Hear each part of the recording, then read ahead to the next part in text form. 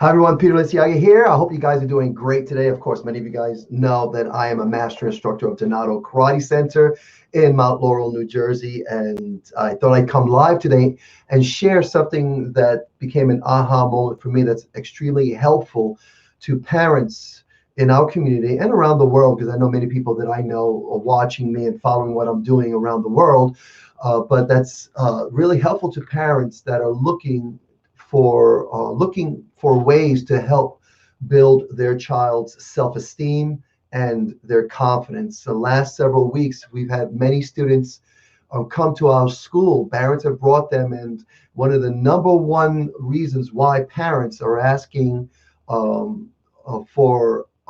bring their children to our martial arts program is simply this: I want my child to build confidence. I want them to have more confidence, more self-worth, and more self-esteem. And so this morning, I was doing my studying. I do this every morning when I get up. One of the first things I do, I get my heart and my mind right for my day so that I can do the work that I need to do, regardless of how I'm feeling. I want to get my heart right, my head right. And so in that endeavor this morning, I connected with one of my mentors, and they connected me to one of their friends, a gentleman named Craig. And Craig was sharing some ideas for me. He gave me 10 things here. I have in my notes right down here, 10 things that I can do to just empower my mind, different ideas. And then within those ideas, he had mentioned a gentleman, someone that was a good friend of his that just passed away in August. His name was Stephenson. And he was a motivational speaker and a therapist. And this gentleman was my friend's therapist. And so he spoke about him briefly, and then just piqued my interest about this gentleman. And because he had said that this gentleman was born with this rare bone disease where his bones were so brittle, they were like crystal, that they would break. And the doctors actually gave him maybe 25 minutes to live, and that's what they told his parents. But he actually lived till he was maybe in his almost 40 years old. So he actually outlived the doctors that had predicted this about him. And not only that, but he had this saying. He lived with this truth for himself, this purpose in his life. And he said this, and I'll quote him. He says, "I was born to rid this world of insecurity." And that totally had me pause. And I did research on him, and I went and found out more about him. And then I found a talk that he did with TED on TEDx, an incredible, powerful talk. And I want to share 3 things from that talk that he shared in that talk that I thought was perfect to help parents who have a desire to help their children become more confident and have greater value in themselves. And I know I learned this many years ago. One of the things that he mentions was that he wanted to be able to, and he knew a lot of people that he had worked with as a therapist, was this: they wanted to look in the mirror and look at themselves and say to themselves, "I love you." And I remember as I was growing up, the environment that I grew up, I didn't really like myself a lot. I was in an environment where I had to do a lot of things that I wasn't proud of. And then I remember just not really being happy with myself. And I remember really not really liking looking myself in the mirror. I really did not enjoy seeing me. I wasn't happy with me at all. And I know youth, they go through that. We go through that. We have those moments where we are not happy about who we are with the choices that we've made. And, the other day I spoke about, if you want to build confidence, then keep promises that you make to yourself.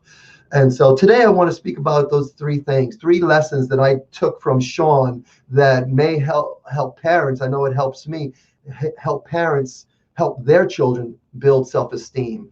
And I know I wasn't until I was in my 30s that I was able to look at myself in the mirror and say, "Peter, I'm proud of you. I'm proud of what you've done. I'm proud of the choices that you're making. I know that you're not perfect, but I'm proud of you." And I know there were key things that I had to do in my life. I had to change certain things about who I was and what I did. And so the first lesson that I took from Sean was this.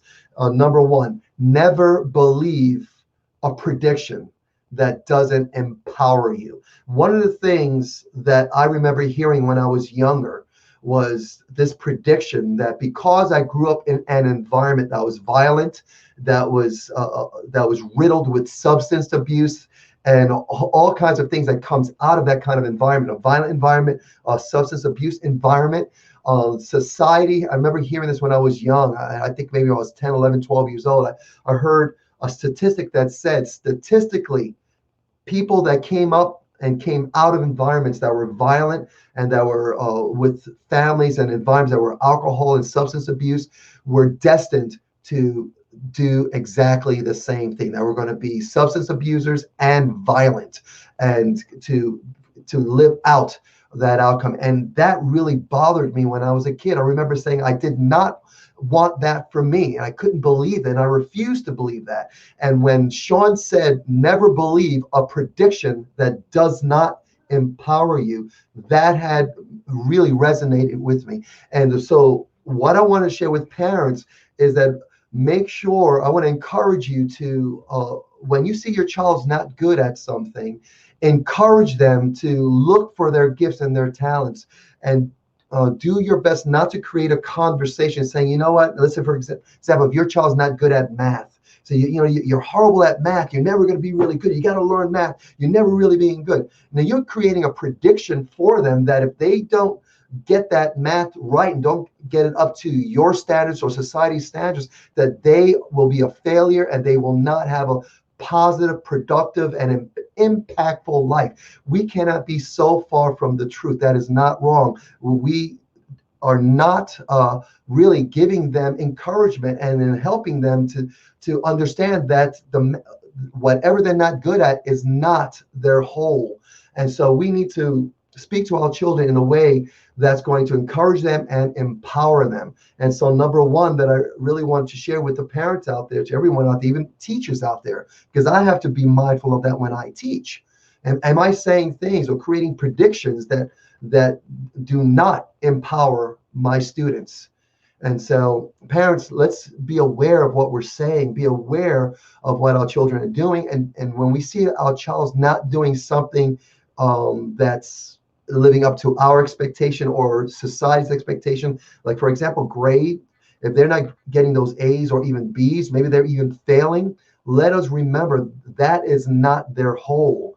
And so when we do say anything to them, let us say things that will empower them. Okay, I know you're not really good in math. I can tell you're not good in math now. You're doing your best. Well, great. Let's see if other things you can do to do your best and maybe pick it up in a bit. But you know what? You may not be good in math, and that's okay. There are other areas in your life that you're good at. So let's make sure we look for those. But at the same time, let's improve in this area, because by you improving in your ability to get better grades in math, it'll help you, build this work ethic, this never give up ethic, this never quit ethic, this character that will persevere no matter what the challenge is, knowing that it's the journey and your desire to get better that's what's going to build your character. Now, you may not reach your goal, but that's okay, because you're going to build this character of never giving up. So if we can speak to our children in a way that empowers them, I know for a fact that will build their self-esteem and build their confidence. Number two is this, and I remember thinking this many years ago as well, that helped me come out of my environment, was this, that you are not your condition. I remember Sean said that again, it resonated. It was like, it like just knocked me in my head. And that's true. That's right. I remember thinking that when I was, in the streets and doing dumb things and then finding excuses and reasons. I was saying, wait a minute, my excuses, this does not have to be my truth. And I am, whatever my condition is, maybe, I'm making bad choices, something like that. That is not who I have to be. I can choose something more, something bigger, something greater. And so whatever condition that I was in, I knew that I could rise above it. For some reason, I didn't have the tools, I didn't have the wherewithal, I didn't have the people really around me. I did start martial arts, and martial arts taught me other things, taught me how to be a warrior, taught me how to fight against people that were violent against me. However, it took a long time for me to understand the mental power that martial arts taught me. And I soon realized, probably in my 40s, that my condition, whatever condition I'm in, is not my whole. That's not who I am. Like, for example, if like right now I have a bad injury, my hip is bad. And so, but my bad injury, just because I can't kick, my condition, my limitation, that's not who I am. Who am I really? Well, I am someone that's willing to stand but do what's right and apply discipline and learn what I need to learn to overcome whatever the challenges are, to overcome, what do we say, overcome, and then become a conqueror, become someone who's a warrior that's willing to fight through whatever challenges. That's who I am. So no matter what my condition is, I can get through this. I can make this happen. I can find the people that I need to help me with this. I can do the research that I need to empower my mind, empower my body, empower my spirit, and just get after it. Just get up and do what I've got to get done and overcome this limitation or this perceived limitation. And know that on the other side of it, I'm going to be stronger and more powerful. So important for us to communicate with our children with this kind of mindset. So what if we did tell our child, if our child comes to us and say, you know what, I'm feeling this and this is happening to me and this is what I'm feeling. I says, you know what, I totally get it. I totally understand that. And, recognize that your child is going through that, but then remind them, no matter what you're feeling right now, it's more than who you are. You are more than that. You are more than where you are, what you're going through right now. More. It's only part of who you are. And matter of fact, when you get through this, you are going to be more empowered because you're going to have real life experience, wisdom. And guys, you got to know that whatever challenges we've been through, we are more empowered today because we went through those challenges. And especially we had this mindset that we didn't give up. And so it's so important that we communicate in that way to our child. So that was the number 2. Number 3, the last thing was this idea that we are only prisoners in our own minds. So no matter what we're struggling through and what we feel like we are, let's say, captivated by, imprisoned by, that only happens in our mind. It's not real. We can decide to allow that not to imprison us. Now, Viktor Frankl wrote a book about that when he went through his experience in the Nazi concentration camps. He knew in his mind that even though he was in the concentration camp, that his mind was free, that he was free to think and to hope and to dream and to plan for a future that where he was not imprisoned. So he had the freedom. The freedom was there. So let us, get rid of that prison that we create in our minds, just break those chains, as some would say, and go ahead and have the freedom to choose, freedom to think, to dream, to envision, and then create plans of actions that you will back up and implement, from this moment on. And this is what we want to encourage our children with. Let them know that whatever they're feeling, whatever they're going through, yes, it's going on in their mind, the fears, all the concerns, the uncertainties, the doubts are all here.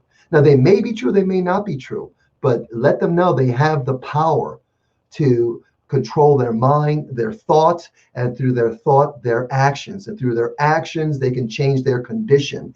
And it's powerful that we help our children understand that. Now, what if we did communicate in that way and live our lives in that way more often than not? What difference would that make in our children's life? And this is what I'm saying to myself as a teacher. We have over 300 students at Donato Karate Center, and we're growing. We've been doing this for 25 years, and I know that every time I go to DKC, more often than not, I have my moments where my ego gets in the way, my pride gets in the way, and my self-pity gets in the way. However, more often than not, especially as I get older, which I thank God for, is that I know when I go there, I have an opportunity to empower these students.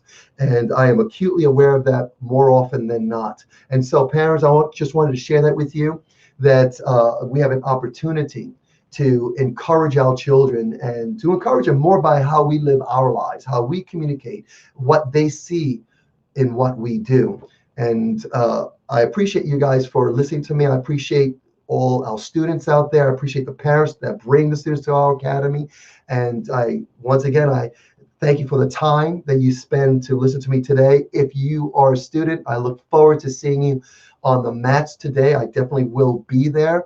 If you're not a student, find out more about our program. Just go to donatokarate.com or give me a call at 856-235-0414.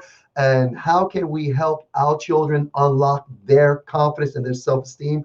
By reminding them that they have everything they need within them. They've got gifts, talents, and they have a uniqueness that they've been born for. And we are going to help them uncover that, discover that, so that they can live it.